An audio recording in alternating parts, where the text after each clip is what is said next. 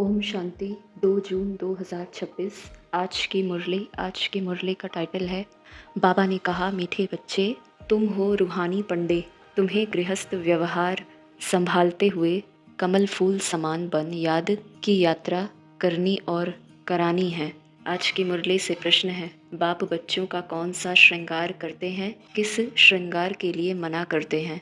उत्तर, बाबा कहते, मीठे बच्चे, मैं तुम्हारा रूहानी श्रृंगार करने आया हूँ। तुम कभी भी जिस्मानी श्रृंगार नहीं करना। हाँ, तुम बेगर हो, तुम्हें फैशन का शौक नहीं होना चाहिए। दुनिया बहुत खराब है, इसलिए जरा भी शरीर का फैशन नहीं करो। गीत, आखिर वह दिन आया आज। ओम शांति।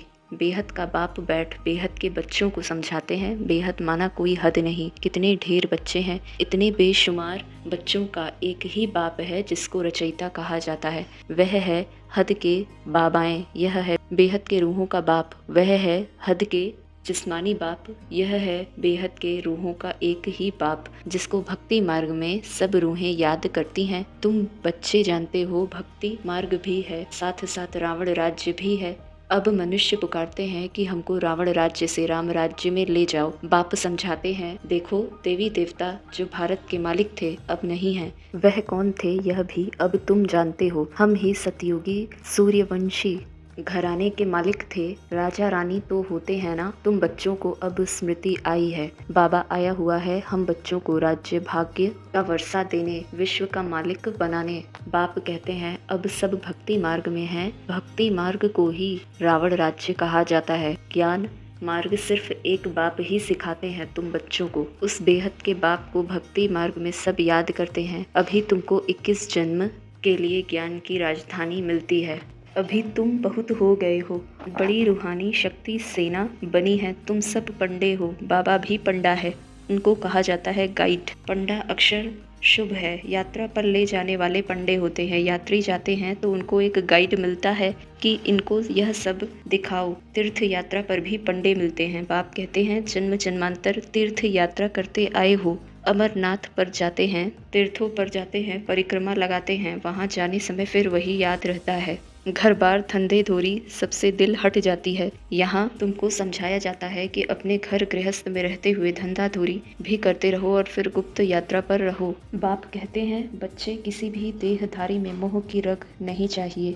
अगर कहाँ मोह की रग होगी तो फंस पड़ेंगे। यहाँ तो अम्मा मरे तो भी हलवा खाना। बाबा सामने बिठा कर पूछते हैं, कल तुम्हारा कोई मर जाए तो रोएंगे तो नहीं? आंसू आया तो फेल हुए। एक शरीर छोड़ दूसरा लिया, इसमें रोने की बात क्या है? दूसरा कोई सुने तो कहे, मुख से अच्छा तो बोलो। अरे अच्छा ही बोलते हैं। सतयुग में रोना होता ही नहीं। यह जीवन तुम्हारा उनसे भी ऊंच है। तुम हो सबको रोने से बचाने वाले, फिर तुम कैसे रोएंगे? हमको पतियों का पति मिला जो हमको स्वर्ग में ले जाते हैं, फिर नरक में गिराने वाले के लिए हम क्यों रोएं? बाबा कितनी मीठी मीठी बातें सुनाते हैं वर्षा लेने के लिए।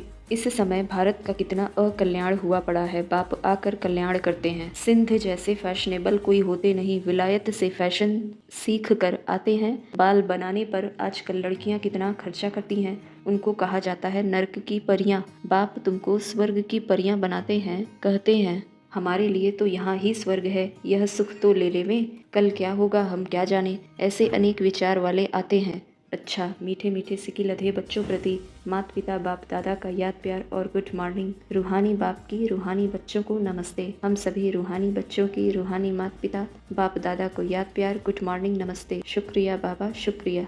आज की मुरली से धारणा के लिए मुख्य सार। पहली पॉइंट, सच्चा सच्चा रूहानी पंडा बन सबको घर का रास्ता बताना है। शरीर निर्वाह अर्थ धंधा करते याद की यात्रा में रहना है। कार्य व्यवहार में तंग नहीं होना है। दूसरी पॉइंट, ज्ञान श्रृंगार कर स्वयं को स्वर्ग की परी बनाना है। इस तमो प्रधान दुनिया में जिस्मानी श्रृंगार नहीं करना है। कलयुगी फैशन छोड़ देना है। वरदान, बालक और मालिकपन के बैलेंस द्वारा युक्ति युक्त चलने वाले सफलता मूर्त भव।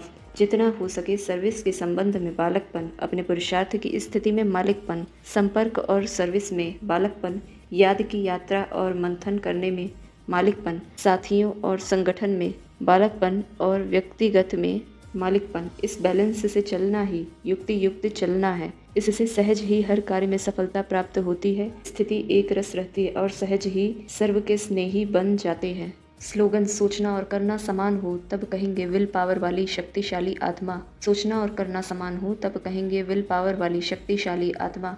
अव्यक्त इशारे। सदा हर्षित रहने के लिए अपनी नेचर को सरल बनाओ, सहनशील बनो। हर्षित रहने का गुण पुरुषार्थ में बहुत मददगार बन सकता है, लेकिन जैसे सूरत हर्षित रहती है वैसे आत्मा भी सदैव हर्षित रहे, इस नेचुरल गुण को आत्मा में लाना है।